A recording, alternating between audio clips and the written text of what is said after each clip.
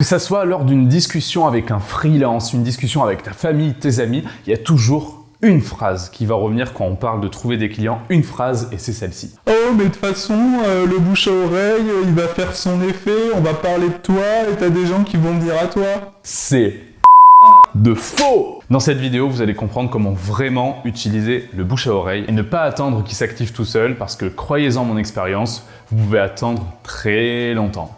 C'est parti!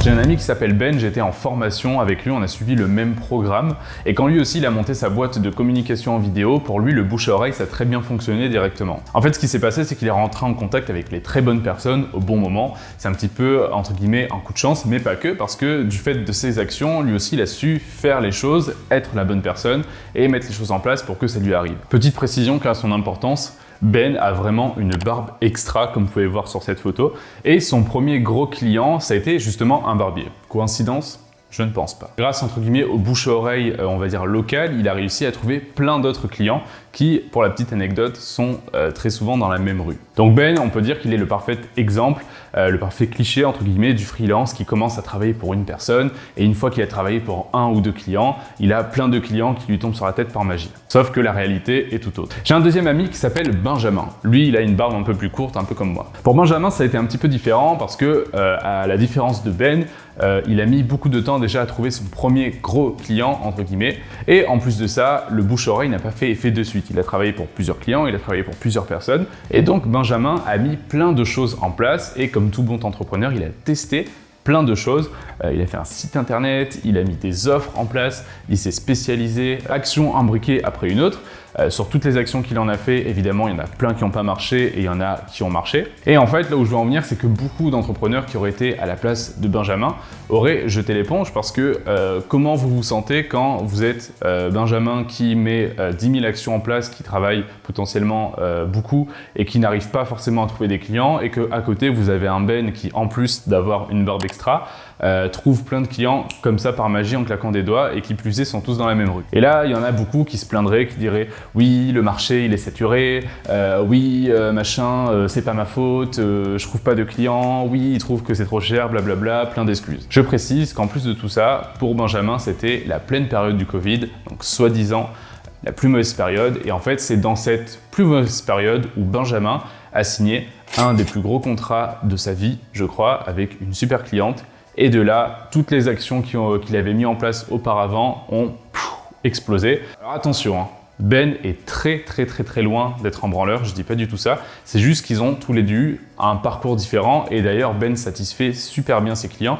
D'ailleurs il a même fait une vidéo qui s'appelle je crois le témoignage de mes clients ou comment mes clients sont heureux, un truc comme ça, vous pourrez aller voir, je mettrai son lien juste en dessous. Mais ce que je veux dire dans tout ça, la différence entre les deux, c'est que ok, Ben il a eu de la chance, ça l'a pas empêché de mettre des actions en place pour lui aussi décupler son bouche-oreille. Et de l'autre côté, Benjamin, il n'a pas eu la même chance que Ben d'avoir le même bouche-oreille parce que c'est beaucoup une question de chance, le bouche-oreille, c'est-à-dire d'entrer en contact avec les bonnes personnes au bon moment. La conclusion de cette histoire, c'est que le bouche-oreille, c'est quelque chose qu'on active soi-même en étant proactif. C'est-à-dire que le bouche-oreille, c'est nous-mêmes qui allons l'activer et c'est pas quelque chose qu'on attend qu'il se passe. Quand on écoute les gens parler autour de nous, on est censé trouver un ou deux, trois premiers clients, travailler pour eux, puis après être là, attendre que ces clients nous recommandent à quelqu'un d'autre. Sauf qu'en fait, la vie, c'est pas ça, parce qu'il y a beaucoup de gens ou de clients, même s'ils sont heureux d'avoir travaillé avec vous, ils en ont rien à foutre de vous recommander, parce qu'ils ont autre chose à faire et qu'ils ont autre chose à penser. Et que si c'est pas vous qui vous bougez les fesses pour mettre des actions en place, pour découvrir de nouvelles personnes, rencontrer de nouvelles personnes et potentiellement avoir de nouveaux clients, personne ne va le faire à votre place. Et donc, pour que ça soit le moins aléatoire possible et être le plus proactif possible, je vais te donner tout de suite dans cette vidéo, c'est là, c'est cadeau, quelques astuces, même ce que tu devrais faire aujourd'hui pour décupler ton bouche-oreille et être proactif dans tout ça et potentiellement trouver beaucoup plus de clients. Alors déjà, premièrement, mettre en place une stratégie de contenu et publier régulièrement du contenu.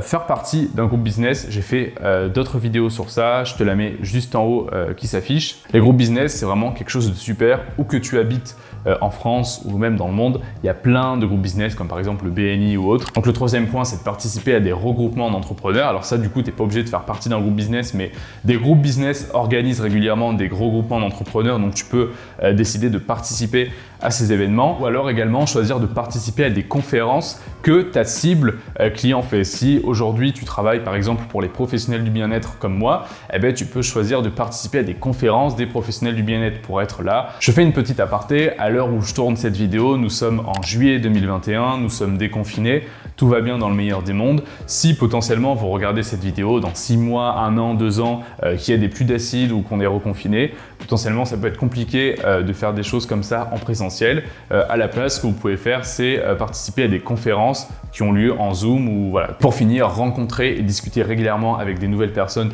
sans forcément leur vendre quelque chose, mais juste rencontrer des gens, leur demander ce qu'ils font, vous intéresser à eux, leur expliquer également vous ce que vous faites, comment vous aidez vos clients, etc. Tout ça, bien sûr, c'est des solutions qui marchent autant sur le court terme que sur le long terme. Évidemment, vos résultats seront exponentiels sur le long terme si vous le faites un petit peu tous les jours. Ça sert à rien qu'il y ait des gros changements d'un coup et qu'aujourd'hui vous vous disiez « Ouah, je suis trop motivé, je vais rencontrer 15 personnes » et que demain vous en rencontriez 0.